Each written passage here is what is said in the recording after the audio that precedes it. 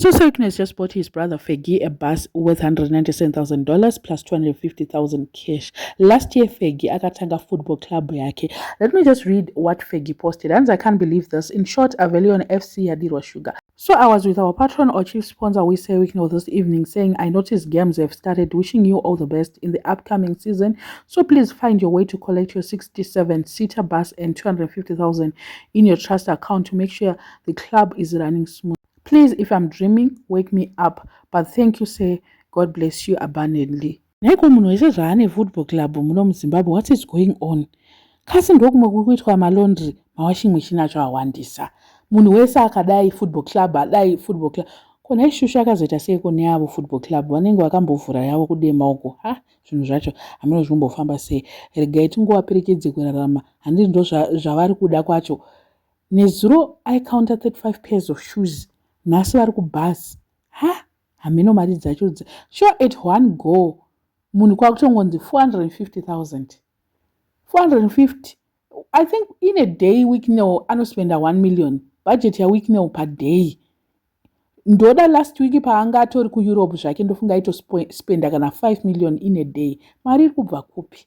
Dziri kubva kupi ko mari dzacho idzi? Amen, I don't know, but Sonia kuti arikuti aitaura chokwadi here nyaya yekuromba. Amen, hatiziye. Ameno hard working yacho tiri kubva kupi yekuti munhu anospenda mazimillion, munhu anospenda mazimari kudaro every day.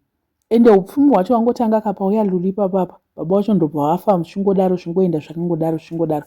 Amen, I don't know. He also has spent 460,000 pounds kuwatch shirt. Inongoti quarter past. Zvekunzi ye watch yangu inoita mari yakati hatitombozvione futi. Mungu tichifamba murodhi tingatarisa kuti watch yako ndeye mari yakati. Hatitomboiziye ndo kuipa kwazvo kuti akasatongotaura sezvaanongo hatitombozvione kuti watch yakadhura yakaita sei. Tinotarisa kuti yakanaka here chete. Hatitombotarisa kuti ndeye mari. Ingava marana ariko ani mawachi ekutoti ukapfeka wachi $5 apa unenge uchitonzi nai vedu wachi ndiye kupi. So I don't know kuti mentality yacho ichapera rini nekuti munhu anenge achingokollecta watch.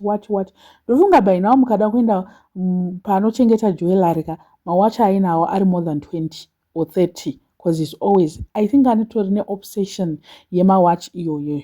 Kwaiyo boots, kwaiyo gumbo racho rainzi ratengerwa boots 35.